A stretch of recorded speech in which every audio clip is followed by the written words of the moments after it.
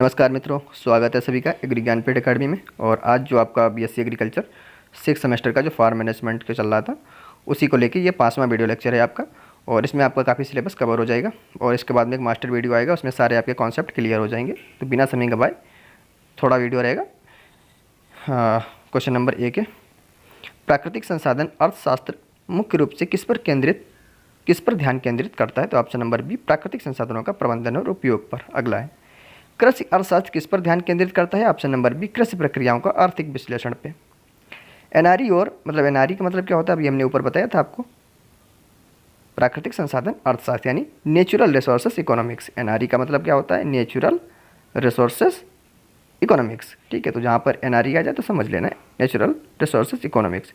तो natural resources economics और अर्थशास्त्र के बीच एक प्रमुख अंतर यह है कि नेचुरल रिसोर्स इकोनॉमिक्स या एनआरई अधिकतर ध्यान केंद्रित करता है। तो नेचुरल रिसोर्स इकोनॉमिक्स अधिकतर ध्यान किस पे केंद्रित करता है? ऑप्शन नंबर बी, भूमि, जल और अन्य प्राकृतिक संसाधनों पर। ठीक है, निम्नलिखित में से कौन सा विषय कृषि अर्थशास्त्र में अधिक अध्ययन किया जाएगा, न कि एनआरई में? तो कृषि अर्थशास्त्र में सबसे अधिक अध्ययन किस विषय का किया जाता है? ऑप्शन नंबर सी, खेतों में मूल्य निर्धारण का। प्राकृतिक संसाधन अर्थशास्त्र के अंतर्गत कौन सा सिद्धांत प्रमुख रूप से आता है? तो ऑप्शन नंबर बी, पर्यावरणीय लागतों का विश्लेषण। कृषि अर्थशास्त्र में आमतौर पर किस प्रकार के विषय अधिक होते हैं? तो ऑप्शन नंबर बी, फसल उत्पादन और इसकी आपूर्ति श्रृंखला। नेचुरल रिसोर्सेज इकोनॉमिक्स यानी एनआरई में कृषि से संबंधित प्रमुख मुद्दों में से क्या एक हो सकता है? तो ऑप्शन नंबर बी, प्राकृतिक संसाधनों का सशक्त उपयोग।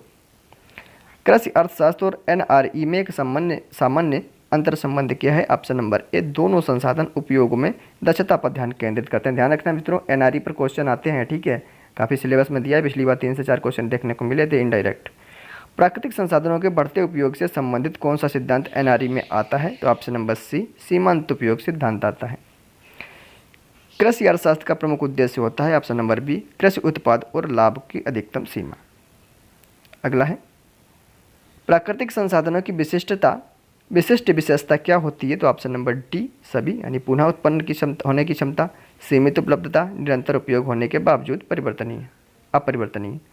किसे प्राकृतिक संसाधनों का सार्वभौमिक अस्तित्व कहा जाता है? ऑप्शन नंबर सी, जो सभी के लिए समान रूप से उपलब्ध हो। भूमि एक प्राकृतिक संसाधन है जो ऑप्शन नंबर बी, सीमित और विशेष स्थानों पर उपलब्ध होता है।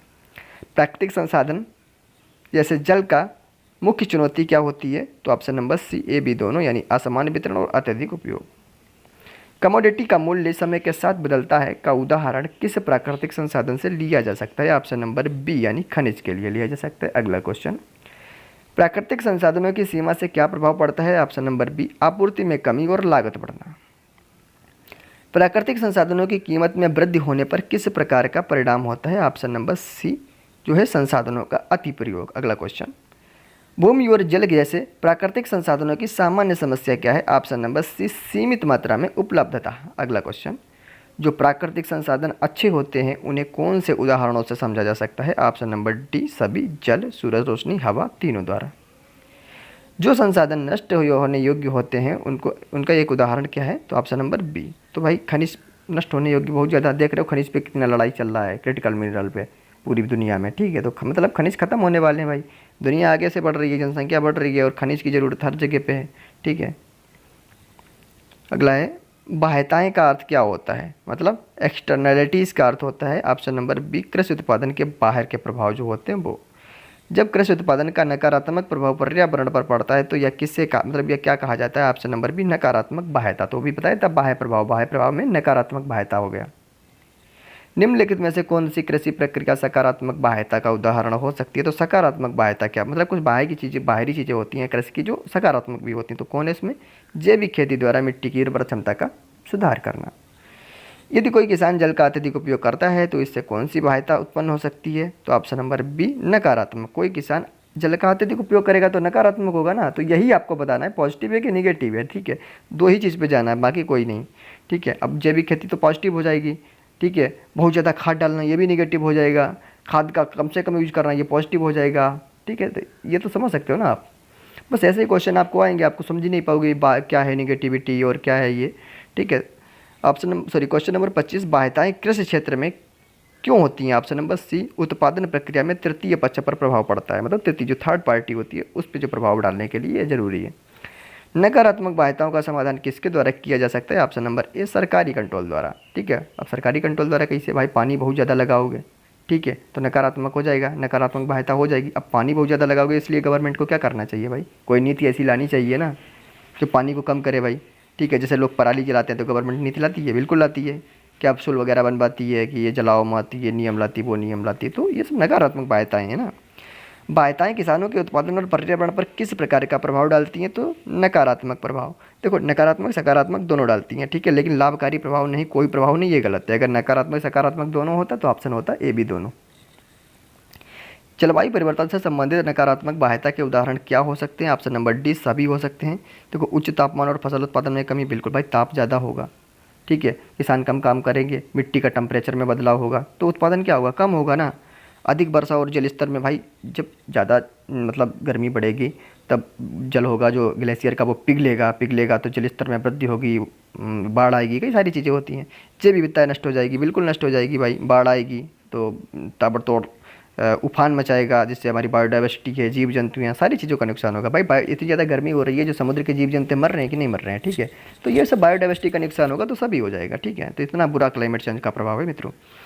29 नंबर क्वेश्चन है, यदि किसानों के द्वारा किए गए नकारात्मक बाध्यताओं के कारण राज्य को नुकसान होता है तो इसे क्या कहा जाएगा? तो ऑप्शन नंबर एक, सामाजिक कल्याण की हानि हो जाएगी, ठीक है, तो ये सामाजिक कल्याण की हानि हो जाएगी। कृषि बाध्यताओं के समाधान के लिए सरकार द्वारा सबसे उपयुक्त कदम क्या हो सकते हैं? ऑप्शन नंबर बी, बाध्यताओं पर कर लगाना या टैक्स लगाना, ठीक है। बाध्यताओं के प्रभाव को नकारात्मक दिशा में बढ़ने से रोकने के लिए किस प्रकार की नीति अपनाई जा सकती है? ऑप्शन नंबर सी वाला, पर्यावरणीय और संरक्षण और कड़े नियम, ये तो सही है। कृषि में बाध्यताओं के सकारात्मक पहलुओं को बढ़ाने के लिए कौन सा उपाय प्रभावी हो सकता है? ऑप्शन नंबर ए, जैविक खेती और पुनः चक्रण प्रौद्योगिकी का प्रोत्साहन। कृषि में नकारात्मक बाध्यताओं को कम करने के लिए कौन सा कदम सबसे अधिक प्रभावी हो सकता है? ऑप्शन नंबर ए, बायोडिग्रेडेबल पदार्थों का उपयोग बढ़ाना। किस प्रकार की बाध्यताएं आमतौर पर कृषि क्षेत्र में पाई जाती हैं? तो ऑप्शन नंबर डी, पर्यावरणीय, सामाजिक, आर्थिक, ये तीनों बाध्यताएं पाई जाती हैं, ठीक है। नकारात्मक बाध्यताओं से होने वाली कल्याण हानि को कम करने का एक उपाय क्या हो सकता है? तो मित्रों ऑप्शन नंबर सी हो जाएगा, प्रदूषण और अपशिष्ट प्रबंधन पर कड़ा नियम, ठीक है। अगला क्वेश्चन नंबर 36, कल्याण हानि का अर्थ क्या होता है? कल्याण हानि, ऑप्शन नंबर एक, किसी नीति या कार्य के कारण उपभोक्ताओं और उत्पादकों के बीच के लाभ का नुकसान, ठीक है। अप्रभाविता के कारण किसानों को क्या नुकसान होता है? ऑप्शन नंबर बी, उत्पादकता में कमी हो जाती है। कृषि में जब संसाधनों का असमान वितरण होता है तो इसके परिणाम स्वरूप कौन सी स्थिति उत्पन्न हो जाती है? ऑप्शन नंबर बी, कल्याण हानि और अप्रभावित। जब एक कृषि उत्पाद का मूल्य उसके वास्तविक सामाजिक लागत से अधिक होता है तो क्या होता है मित्रों? ऑप्शन नंबर ए, कल्याण हानि होती है, ठीक है। अप्रभाविता को कम करने का सबसे प्रभावी तरीका क्या हो सकता है? ऑप्शन नंबर बी, संसाधनों के सही उपयोग के लिए नीतियों का निर्धारण। अगला क्वेश्चन, जब संसाधनों का उपयोग अधिक लाभ के बजाय न्यूनतम लागत पर किया जाता है तो किस प्रकार की स्थिति उत्पन्न होती है? ऑप्शन नंबर बी, कल्याण हानि। यही कल्याण हानि है, तब से बता रहा हूँ। जब किसी उत्पाद की उत्पादन लागत अत्यधिक होती है तो इसके परिणाम स्वरूप क्या हो सकता है? ऑप्शन नंबर ए, कल्याण हानि और उसके संसाधनों की असमर्थशीलता। कृषि क्षेत्र में कल्याण हानि का उदाहरण क्या हो सकता है? ऑप्शन नंबर सी, उच्च लागत वाले कृषि उपकरणों का उपयोग। जब कृषि उत्पादन में असमानता उत्पन्न होती है तो इससे क्या होगा? तो ऑप्शन नंबर ए, कल्याण हानि और संसाधनों का अपव्यय होगा, ठीक है। कृषि के क्षेत्र में अप्रभाविता और कल्याण हानि का समाधान किसके द्वारा किया जा सकता है? ऑप्शन नंबर ए, सरकारी नीतियों के माध्यम से। एक पर्यावरणीय नीति जो अप्रभाविता को कम करने के लिए काम करती है वह क्या हो सकती है? ऑप्शन नंबर डी, प्रदूषण पर नियंत्रण और प्रदूषकों का लगाना। उत्पादन में अप्रभाविता के कारण कृषि क्षेत्र में क्या समस्या उत्पन्न हो सकती है? ऑप्शन नंबर सी, संसाधनों की बर्बादी। कल्याण हानि को कम करने के लिए किस प्रकार के उपाय अपनाए जा सकते हैं? तो सभी, यानी खुले बाजारों का मूल्य निर्धारण कर दो, राज्य द्वारा कृषि नीतियों में सुधार किए जाएं, कड़ी पर्यावरणीय पॉलिसी हैं उनको कंटिन्यू अप्लाई यानी लागू किया जाए। कृषि में संसाधन की असमानता से उत्पन्न होने वाली कल्याण हानि के बारे में कौन सा कथन सही है? ऑप्शन नंबर सी, यह सामाजिक और आर्थिक असमानता पैदा करती है, ठीक है। किसी उत्पाद की आपूर्ति पर कर लगाने से कृषि क्षेत्र पर क्या प्रभाव पड़ेगा? ऑप्शन नंबर बी, मूल्य में वृद्धि हो जाएगी और कल्याण हानि हो जाएगी। अगला है, सामान्य संपत्ति संसाधन यानी कॉमन प्रॉपर्टी रिसोर्सेज के उदाहरण क्या हो सकते हैं? ऑप्शन नंबर ए, वन है, जल है, चरा। भाई ये तो सब प्राकृतिक है ही, ये क्या उसमें देखना है। सामान्य संपत्ति संसाधनों का मुख्य प्रबंधन समस्या क्या होती है? ऑप्शन नंबर ए, इसका असमान उपयोग होता है। कृषि भूमि और जल के सामान्य संपत्ति संसाधन के रूप में एक समस्या क्या हो सकती है? ऑप्शन नंबर ए, अनियंत्रित उपयोग और संसाधनों का अत्यधिक दोहन। ठीक है, अगला क्वेश्चन, सामान्य संपत्ति संसाधनों का सबसे अच्छा प्रबंधन तरीका क्या हो सकता है? ऑप्शन नंबर सी, साझा उपयोग और पारदर्शिता। ठीक है, अगला, सामान्य संपत्ति संसाधनों के नुकसान का एक प्रमुख कारण क्या हो सकता है? ऑप्शन नंबर बी, संसाधनों का अनियंत्रित और असीमित उपयोग। ठीक है, भूमि, जल और चारागाहों का सामान्य संपत्ति संसाधन के रूप में सही तरीके से प्रबंधन किससे होता है? ऑप्शन नंबर बी, समुदाय द्वारा साझेदारी से। सामान्य संपत्ति संसाधनों में विवादों का मुख्य कारण क्या हो सकता है? ऑप्शन नंबर बी, सही प्रबंधन की कमी। सामान्य संपत्ति संसाधनों के प्रबंधन में सबसे बड़ी चुनौतियां क्या होती है? तो ऑप्शन नंबर बी हो जाएगा, संसाधनों का अत्यधिक उपयोग और स्वामित्व विवाद। कॉमन पूल संसाधन क्या होते हैं? ऑप्शन नंबर बी हो जाएगा मित्रों, ऐसे संसाधन जो सभी के द्वारा साझा की जाती है।